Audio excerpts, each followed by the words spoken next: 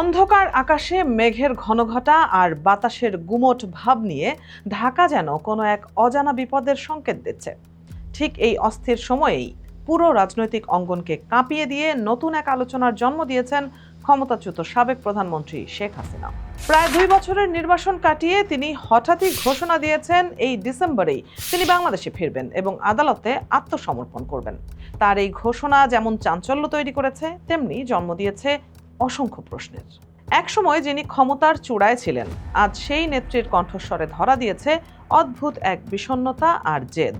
রয়টার্সের কাছে দেয়া এক সাক্ষাৎকারে তিনি জানিয়েছেন, নিজের দলের নেতাকর্মীদের ওপর চলা দমন-পীড়ন আর নিপীড়নের দৃশ্য দেখে তিনি আর দূরে থাকতে পারছেন না। দেশপ্রেমের দোহাই দিয়ে তিনি বলেছেন, যদি মৃত্যুই তার ভাগ্য হয় তবে সেই মৃত্যু তিনি নিজের মাতৃভূমিতেই বরণ করে নিতে চান।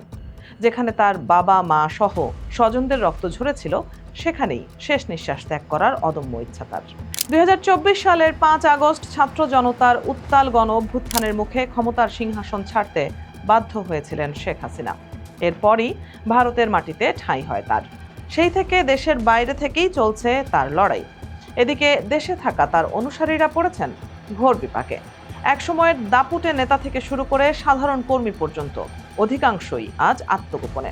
মামলার বোঝা আর গ্রেপ্তারের আতঙ্ক তাড়া করে বেড়াচ্ছে তাদের প্রতিনিয়ত। গত বছরের মে মাসে আওয়ামী লীগের কর্মকাণ্ড আনুষ্ঠানিকভাবে নিষিদ্ধ করার পর দলটির অস্তিত্ব কার্যত অনলাইনে সীমাবদ্ধ হয়ে পড়েছে। মাঝে মধ্যে বিচ্ছিন্ন কিছু ঝটিকা মিছিল দেখা গেলেও রাজনীতির মূল স্রোত থেকে দলটি যেন ছিটকে পড়েছে অনেকটাই। এরই মধ্যে দেশের নতুন সরকারের বিচার প্রক্রিয়ায় বহু শীর্ষ নেতার বিরুদ্ধে মৃত্যুদণ্ড সহ বিভিন্ন মেয়াদের সাজা হয়েছে। শেখ হাসিনার নিজের বিরুদ্ধেও এসেছে একই রায়।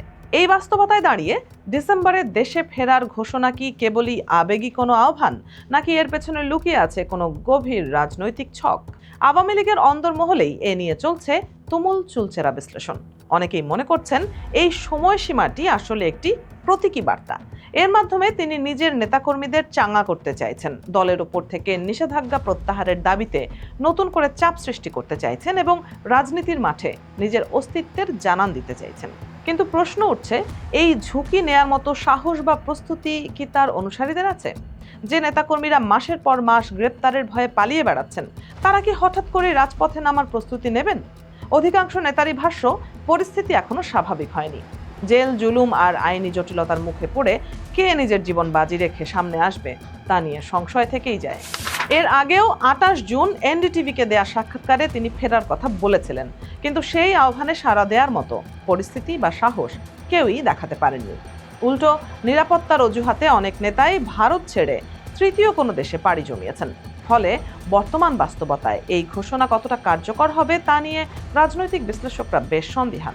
তবে শেখ হাসিনা এখনও তার সিদ্ধান্তে অটল বলে মনে হচ্ছে। তিনি বারবার দাবি করছেন যে বিচার বিভাগ নিরপেক্ষ হলে তিনি নিজেই তা প্রমাণ করে দেবেন যে তার বিরুদ্ধে আনীত অভিযোগগুলো কতটা প্রহসনমূলক।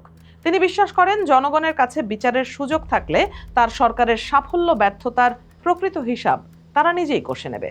কিন্তু এই লড়াইয়ের মাঠে জনগণের অবস্থানের বিষয়টিও কম গুরুত্বপূর্ণ নয়। অভ্যুত্থানের সময় হাজারো মানুষের মৃত্যু ও রক্তপাতের বিষয়টি এখনো সবার চোখের সামনে টাটকা। শেখ হাসিনার পক্ষ থেকে দুঃখ প্রকাশের তেমন কোনো বড় নজির এখনো পাওয়া যায়নি, বরং বর্তমান সরকারের প্রতি তার এবং তার দলের নেতাদের আক্রমণাত্মক সুর আন্দোলনকারীদের ক্ষোভকে আরও উস্কে দিচ্ছে। রাজনৈতিক বিশ্লেষকরা বিষয়টিকে আরেকটি কোণ থেকে দেখছেন। ভারত বাংলাদেশ সম্পর্কের বর্তমান টানাপোড়েনের মাঝে শেখ হাসিনার এই বক্তব্য নতুন মাত্রা যোগ করেছে। ভারতে তার অবস্থানের বিষয়টি ঢাকা ও দিল্লির সম্পর্কের ক্ষেত্রে একটি স্থায়ী কাঁটা হয়ে দাঁড়িয়েছে। বর্তমান বিএনপি সরকারও তাকে ফিরিয়ে এনে বিচার কার্যকর করার ব্যাপারে দৃঢ় অবস্থানে রয়েছে। দেশের রাজনৈতিক মাঠের পরিস্থিতি এখন আর আগের মতো নেই। নতুন সরকারের সময়কালে জুলাই অভ্যুত্থানের বার্ষিকী পালিত হচ্ছে, যেখানে শেখ হাসিনার ফিরে আসার ঘোষণা যেন আগুনে ঘি ঢালার মতো কাজ করেছে। ছাত্র আন্দোলনের নেতারা স্পষ্ট ভাষায় জানিয়ে দিয়েছেন, আইনের শাসন প্রতিষ্ঠায় তার ফিরে আসাটা হবে ন্যায় বিচারেরই অংশ। তথ্য ও সম্প্রচার মন্ত্রী জহিরুদ্দিন স্বপন এই বিষয়ে কড়া প্রতিক্রিয়া ব্যক্ত করেছেন। তিনি পরিষ্কার জানিয়েছেন, শেখ হাসিনার বক্তব্য সরকার আইনের দৃষ্টিতেই দেখছে এবং এর পেছনে কোনো ধরনের নৈরাজ্য সৃষ্টির চেষ্টা করা হলে তা শক্ত হাতে দমন করা হবে। আদালতের নিষেধাজ্ঞার তোয়াক্কা না করে এই ধরনের বক্তব্য প্রচার করাটাও বড় এক আইনি জটিলতার ইঙ্গিত দেয়। এত কিছুর পরও শেখ হাসিনা নিজের অনলাইন মিটিংগুলোতে নেতাকর্মীদের মনোবল জোগাতে চেষ্টা করে যাচ্ছেন। ১২৫টি আসনের নেতাদের সাথে তিনি নিয়মিত যোগাযোগ রাখছেন বলে দাবি করা হচ্ছে। তিনি বোঝাতে চাচ্ছেন দল এখনো পুরোপুরি ভেঙে পড়েনি, কেবল পরিস্থিতির চাপে কিছুটা পিছু হটেছে মাত্র। কিন্তু বাস্তবে কি সেই শক্তি অবশিষ্ট আছে? যারা এতদিন ধরে নিজেদের সম্পদ ও অস্তিত্ব টিকিয়ে রাখতে হিমশিম খাচ্ছেন, তারা কি স্রেফ নেত্রীর আহ্বানে কারাবরণের জন্য প্রস্তুত হবেন? বেশিরভাগ রাজনৈতিক বোদ্ধার মতে এটি অসম্ভব। তারা পরিস্থিতি আরও অনুকূল হওয়ার জন্য অপেক্ষা করার পথই বেছে নেবেন। তাহলে কি এই ঘোষণা কেবলই একটি কৌশল? অনেকেই মনে করছেন ভারত ও আন্তর্জাতিক সম্প্রদায়ের নজর কাটতেই তিনি এই বক্তব্য দিয়ে যাচ্ছেন। তিনি দেখাতে চাইছেন বাংলাদেশের রাজনীতিতে তার গুরুত্ব এখনো কমেনি এবং দলের মানুষের ওপর তার নিয়ন্ত্রণ এখনো অটুট আছে। ডিসেম্বর মাসটি আসতে এখনো কয়েক মাস বাকি। এই দীর্ঘ সময়ে দেশের রাজনৈতিক প্রেক্ষাপট কোন দিকে মোড় নেবে তা নিশ্চিত করে বলা অসম্ভব। ক্ষমতাসীনদের কঠোর অবস্থান, বিরোধীদের কর্মকাণ্ড এবং বৈশ্বিক রাজনীতির সমীকরণ সবকিছুই এই ডিসেম্বরের নাটকের ওপর প্রভাব ফেলবে। শেখ হাসিনার এই ফিরে আসার আকাঙ্ক্ষা কি কেবলই অতীতকে পুনরুদ্ধারের চেষ্টা, নাকি নতুন করে কোনো বিশৃঙ্খলা তৈরির নীল নকশা? এই প্রশ্নের উত্তর কেবল সময়ই বলে দিতে পারবে।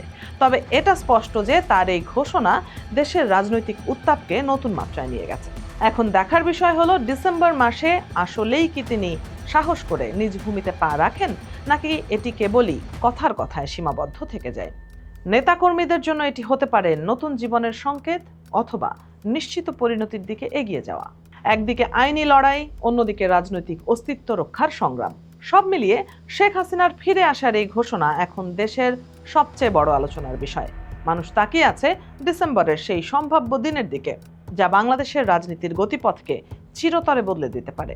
ইতিহাসের পাতায় এই নাটকীয় মুহূর্তটি কিভাবে জায়গা করে নেবে তা নিয়ে জল্পনা কল্পনার শেষ নেই। কেউ দেখছেন একে পরাজয় স্বীকারের আগে শেষ চেষ্টা হিসেবে, কেউ দেখছেন ধূর্ত রাজনৈতিক চাল হিসেবে।